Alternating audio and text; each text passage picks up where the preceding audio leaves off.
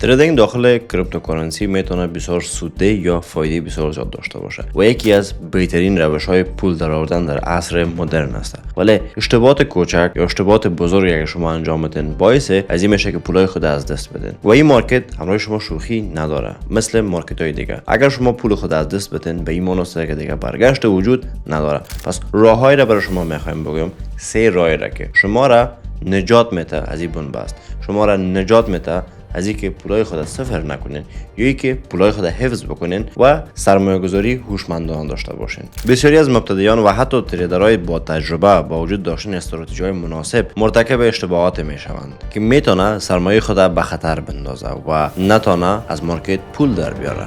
ما در این ویدیو سه چیز میخوایم برای شما بیان بکنم. اگر شما این سه چیز انجام بدین ما باورمند به این هستم که تریدینگ شما یک لول دیگه میگیره. یعنی که شما هوشمندانه ترید میکنین یک و دوم شما میفهمین که دیگه پول شما صفر نمیشه. من بسیارا رو میشناسم یک ارز را خریدن پولشون صفر شده، یک ترید انجام دادن فیوچرز پولشون صفر شدن، چون این سه نکته را اصلا دقیقش نیستن و همه چیز احساسی میرن عمل میکنن. یعنی که احساسی میخرن و احساسی میرن میفروشن و این باعث میشه که نقص بکنن.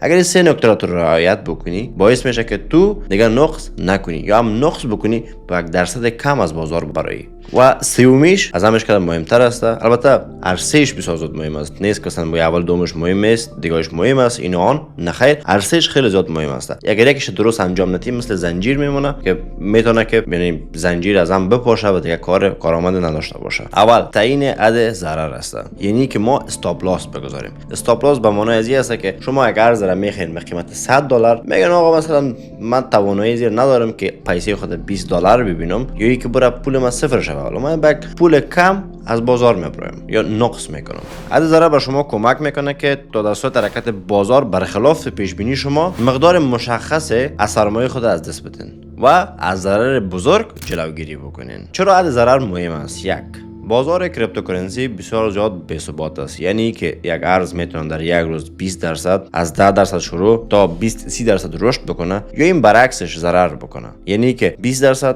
تا 50% تا 70% منفی شوه و شما در آلت کوین ها و میم کوین ها میتونید ببینید این نقصا و فایده واره. شما میفهمین که بسیاری‌ها میلیونر شدن با آلت کوین ها با میم کوین ها و بسیاری‌ها پول خود از دست دادن. چرا؟ به خاطر که نمیفهمن چگونه منیجمنت ریسک بکنن یا حد ضرر بگذارن. تو اگر در طول زندگی یک بار هم ترید کرده باشی تو تریدر است یعنی خرید و فروش انجام داده باشی. وقتی تریدر میگم هدف من شما هستین و بسیاری از تریدرها از احساسات خود استفاده میکنن. یعنی که یک ارز بر پایه و بر بنیاد احساساتشان میرن میخرن و بر بنیاد و پایه ترس میرن میفروشن که ما با این نوع تریدرهای بازنده بازار میگیم. یعنی که 95% از این قسم مردم همیشه وقت بازنده است. مثل از این میمونه که بازار سبز است اینا خوشحال هستن و میرن میخرن، بازار اندک سرخ شد اینا جگرخون هستن و میرن ارزهای خود میفروشن و مثل یک بازنده همیشه وقت رفتار میکنن. تعیین حد ضرر برای شما این کمک میکنه که اگر روان برخلاف تریدهای شما برخلاف تحلیلای شما رفت شما با یک نقص کم از بازارش خارج شوین.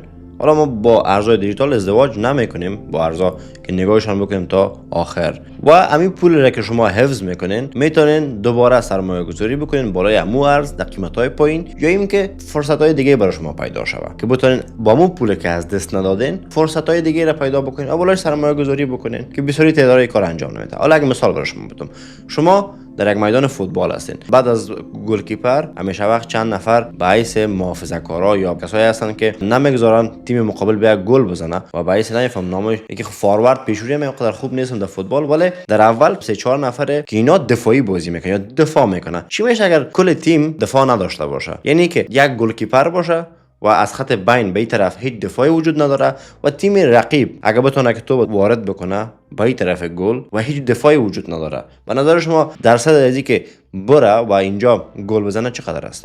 بسیار زیاد بلند است چون هیچ دفاعی وجود نداره و عین شکل استاپ لاس قیمت میای پایین از یک جای باید تو دفاع بکنی. اگر دفاع نمیکنی گل میخوری و بازنده میشی. مثلا تو فیوچرز ترید میکنی حد اکثر 5 تا 10% تو بتونی استاپ لاس بگذاری. حد اکثر 5%، دو 1% 3% باید بگذاری. حالا حداقل مثلا بگی 5% یا حد اکثر 5% تا 10% بگیشه. حالا نسبت به شخصیت تریدرها فرق میکنه. نمیگم کار خوب نمیگم کار بد است ولی حد ضرر باید بگذارین هم فیوچرز و هم اسپات. ولی اینجا یک نکته مهم است. اگر شما از استراتژی DCA استفاده میکنین برای شما نیاز نیست که استاپ لاس استفاده بکنین. یعنی بالای کوینا، بالای اسیتایی که واقعا ارزش داره مثل طلا، مثل استاک آمریکا، مثل بیت کوین، مثل اتریوم، شما ماهیانه اگر ارز را میخرین به مقدار 50 یا 20 دلار یا 10 دلار و راه نگاه میکنین به مدت 1 سال 2 سال که شما نیاز به استاپ لاس ندارین، چون شما اوریج میگیرین و در هر قیمت میخرین.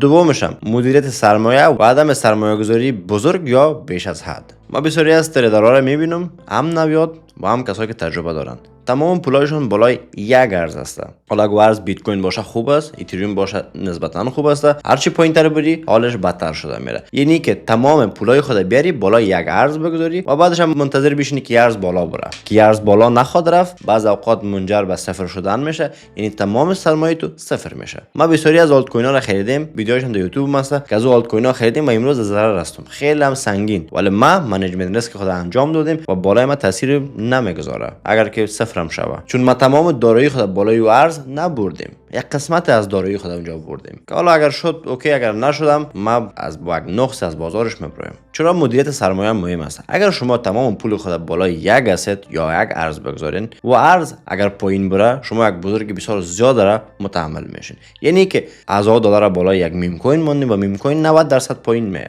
دیگه شما 1000 دلار ندارین، شما 100 دلار امریکایی دارین.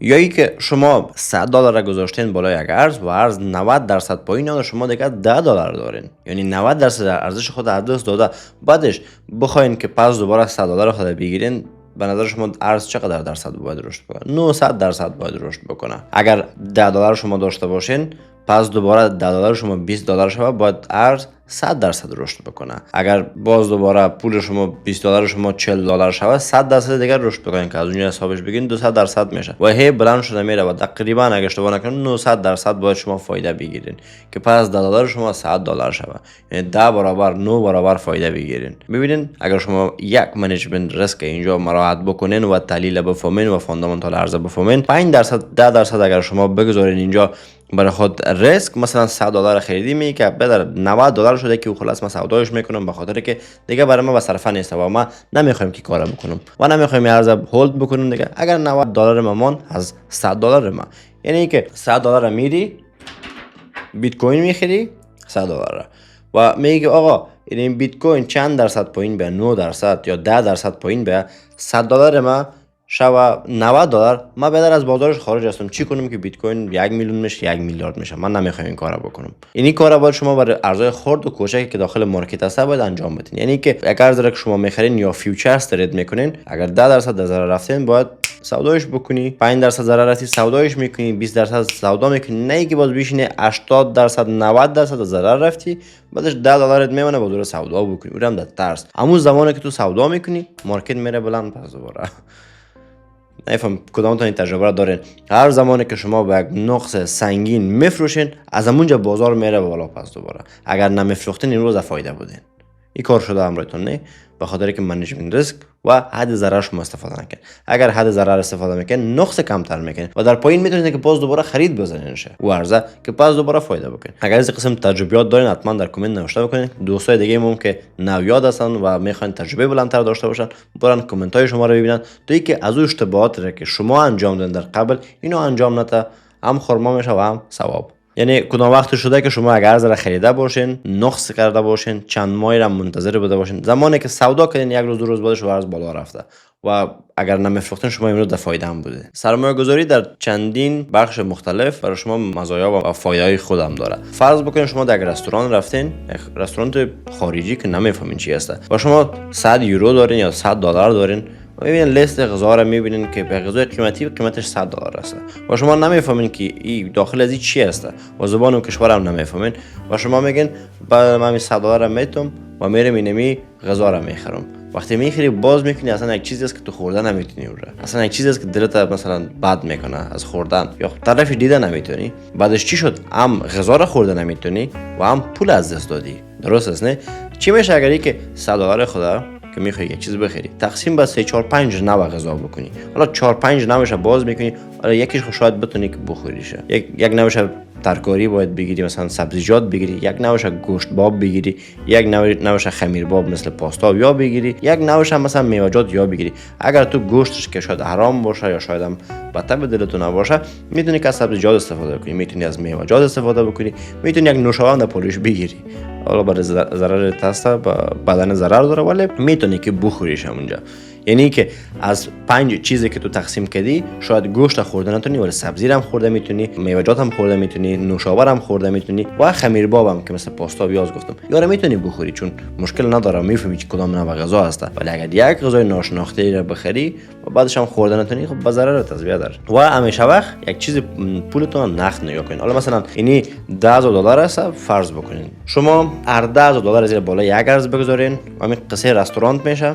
اگر شما از این 10,000 تقسیم بکنین 8,000 به این سرمایه گذاری یا 7,000 سرمایه گذاری، برای چندین کوینه که ارزش سرمایه گذاری داره و 3,000 دیگه همیشه وقت نقد نگاه بکنین که با فایده تون است. یک وقت اگه بازار پایین میه، شما از این پول میتونین استفاده بکنین برای اسطای دیگه و قیمتای پایینتر دیگه بخرین و این یک طریق است که همه تریدرها باید انجامش بدن. سومش هم دوری از احساسات و تصمیم گیری منطقی است. یعنی که آقا مثلا قیمت بیت کوین میره 1 لک، شروع میکنیم به خریدن، دیگران میرن میفروشن، کسایی که تجربه دارن میرن میفروشنش. چرا؟ به خاطر که اینجا دیگه تو تصمیم نمیگیری، تصمیم احساساتت میگیره و طفل درونت که تو را خوشحال ساخته که حالا برو بیت کوین 1 لکی بخر که بیت کوین 1 میلیون میشه، تو فایده میکنی. بدون شک بیت کوین 1 میلیون دلار شما میبینید در چند سال آینده، 5 سال یا 10 سال دیگه، ولی یک شبه اتفاق نمیفته. آیا تو مرد ازی هستی که بیت کوین 100,000 بخری، نگاهش بکنی، سیو نگاهش بکنی داخل هارد والت؟ اگر میتونی خب اوکی بخر و منتظر باش. اگه که 100,000 خریدی قیمت پایین میترسی و دست لرزه میگیره و یا پول را وارد میکنی که پول بر تو بسیار زیاد است. یعنی که اگر پایین بره بس زندگیت پایین میره، اگر بالا بره بس زندگیت بالا میره. یعنی که خانه ته بفروشی یا موتر ته بفروشی کار بکنی که اشتباه است. بسیاری از تریدرها فومو داره یا fear of missing out است، یعنی که کلی مردم فایده گرفته، یک تو موندی و تو بری باید بخری. زمانی که تو میخری قیمت پایین میاد. این 100 دفعه هم شاید برای شما تجربه شده باشه. میری یک ارز میخری، اما زمانی که خریدی 100 200 بعدش ارز پایین میاد و میگی خدایا بایننس چشم داره که مرا میبینه، یا صرافی ارز دیجیتال چشم داره و این هدف از فقط پولای ما است که ما میرم میخرم ارز پایین میره، ما میخوایم بفروشم ارز بالا میره. اینجا یک ترک بسیار زیاد نازک وجود داره یا یک بخش که نازک است که شما عملی نمیکنید، از احساسات خود استفاده میکنید. بیت کوین که بلند میره سوشال میدیا میبینید، هر کس درباره بیت کوین گپ میزنه، تکسیم بیشنی بیت کوین گپ میزنه، تلویزیون هم درباره بیت کوین گپ میزنه، سوشال میدیا هم در مورد بیت کوین گپ میزنن، گیمرام در مورد بیت کوین گپ میزنه، تریدرام در مورد بیت کوین گپ میزنه، هر کس گپ میزنه و تو فومو تو رو میگیره و با کلی خریدن کلی دارن و ما ماندیم از جای من باید برم بخرم که فایده بکنم. یا اینکه بیت کوین 100,000 خیلی بیت کوین میشه 80,000 میشه 70,000 میترسی، ترسی که بیت کوین نره صفر نشه، بیت کوین نره 5,000 4,000 2,000 دلار نشه و من زود باید بفروشم. زمانی که تو میفروشی بیت کوین پس دوباره بالا میره. این فقط احساسات و ترس تو است که تو را مانع میشه که فایده رو بگیری. پس این باید کنترل خودت داشته باشی. من نمیتونم که ترس و احساسات تو را کنترل بکنم، هیچ وجهی کار انجام دادن نمیتونم. این باید شخصی انجامش بدی و بالاش کار بکنی، مطالعه داشته باشی، ویدیوهای زیاد دیده باشی و تجربهش داشته باشی. تریدینگ نیاز به تحلیل، فاندامنتال، صبر و تجربه داره و بدون از این امکان پذیر نیست. و نه ای که واکنش‌های احساساتی یا ترس باعث شوه که تو سرمایه گذاری بکنی. و این سرمایه گذاری نیست، این ترس و طمع است که هر انسان داره. هر انسان بسیار زیاد پول میخواد و هر انسان بسیار زیاد عمر میخواد که این طمعشان است همیشه وقت. و ترسانی است که زمانی که زلزله میشه میبینید که همگی از موترم تا میشه، از خانم میگریز بیرون میبره، از کلیکین مندازه، خود از دروازه میبره، هر قسم شب میخواد بیرون بره. این ترس است. یعنی که اگر اینجا باشم شاید خانه چپه شوه و من بمرم داخل ازی، یا آپارتمان چپه شوه و من داخل ازی بمرم، یا کشته شوم. از این خاطر شما میترسین و ترس طمع میتونیم همین تعریفش باشه. ترس که بترسی یک چیزی واقع میشه که تو را خراب میسازه و طمع میگه اگر این کار انجام بدی در آینده بسیار زیاد میتونی که موفق و خوب زندگی کنی و راحت تر باشی. مثلا اگر براتون بتونم احساساتی چه قسم عمل میکنین، شما در بیرون هستین، یک بار آب هوا ابری میشه، با جای از یک تلفنتون ببینین و آب هوا رو چک بکنین که امروز هوا بارانی است، برفی است، چه نوع هوا است، یا یک روز قبل ببینین که چه نوع هوا است که شما فردا داخل شهر یا بازار میرین و تا اینکه صدمه نبینین از آب هوا. بجز از این عاجل کلمه یک دونه چتری میخرن، چتری را باز میکنه سرتون میگذارن، حالا باران میبره. ما میبینیم که باران نمیباره بیادر، هیچ باران نبوده در کار و شما چتری را ناق خریدین و همچون یک وزن را یا یک شی را دست خودت همیشه وقت باید این طرف اون طرف ببره. و چی کردین؟ شما احساساتی عمل کردین و این ترس بود، ترس از اینکه شما تر نشین و احساسی عمل کردی و اینکه از دیا کرده پیشتر بخرم. و اینجا نقش داشت هم ترس و هم طمع. چگونه احساسات خود کنترل بکنیم داخل تریدینگ بسیار بخش مهم است. برنامه‌ریزی از قبل، مثل گفتم شما میخواین بیرو برین برنامه‌ریزی بکنین که فردا هوا بارونی است، برفی است، آفتابی است، چی هست، بفهمین که چی گپ است و بعدش یک برنامه‌ریزی برای تریدای خود داشته باشین که حالا من اینقدر منیجمنت ریسک مثلا اینقدر استاپ لاس مثلا و چی کارا انجام بدم، پلان A، پلان B، پلان C چی میشه. یعنی یک برنامه‌ریزی پیش خود داشته باشین و این برنامه‌ریزی در 5 دقیقه نمیشه که بعد آموزش بدم، این با تجربه میتونی حاصل بکنی. استفاده از تایم فریم‌های بلندتر، یعنی که هولدر باشین، ارزهای اسطای خوبه در تایم فریم بلند مدت از 4 تا شروع بکنین، روزانه یا هم هفته‌وار برین بخرین تا اینکه ترس نداشته باشین و این ترس باعث نقص شما نشه. و استفاده از استراتژی‌های معاملاتی که یکی از بهترین استراتژی برای کسایی که نو هستن و کسایی که ضرر میکنن داخل بازار در حالی که نو نیستن DCA است، یعنی دلار کاست اوریج است. یعنی شما $1000 تقسیم به 10 میکنین و هر ماه یک تقسیمش خریداری میکنین و برای 1 سال شما سرمایه گذاری میکنین که بهترین استراتژی و کسایی هست که تجربه ندارن. کسایی که تجربه میخواین پیدا بکنین، یوتیوب ما در خدمتتون است، صنفای وی آی پی ما در خدمتتون است که اونجا برین بخونین. تقریبا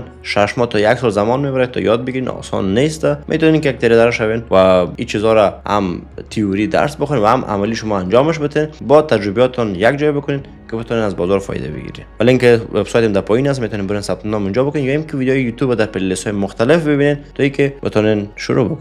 DYOR اگر شما در توییتر دیده باشین معنیش هست که میگه do your own research، یعنی خودت برو معلومات بکو یا ریسرچ تا خودت انجام بده، نه اینکه با گپ مردم بکنین. گپایی که ما زدیم گپایی که تجربات خودم از برای من کار میده، شاید بر تو کار نته و از این خاطر قبل از این کارهایی که من میگم انجام میدی برو در موردش تحقیق بکو و بعدش انجام بده. والا اگر سرمایه گذاری میکنی تحقیق بکو بعدش برو انجام بده، کورکورانه یک کار انجام نده. و این بخشایی بود که ما برای شما گفتم و اگه بخشا رو شما عملی بکنین ضررتون بسیار کم میباشه و فایدهتون همیشه وقت زیاد میباشه و اینکه همچنان برای شما کمک میکنه که استراتژی معاملاتی بهترتر داشته باشین. اگر از این قسم ویدیو شما رو خوشتون میاد حتما در کامنت برام بنویسین و با دوستانتون شیرش بکنین و ما رو هم سابسکرایب داشته باشین، ویدیو رو هم لایک بکنین. خیلی خواستایم از یاد از شما و همچنان ویدیو ما فکر کنم که خیلی محتوایش قوی بود و محتوایش به اندازه بود که یک نفر میتونه استراتژیش یا تجربهش داخل بازار مالی خیلی هم بلند ببره. شاد و خرم و سرحال باشین. الله حافظ ناصر همه شما.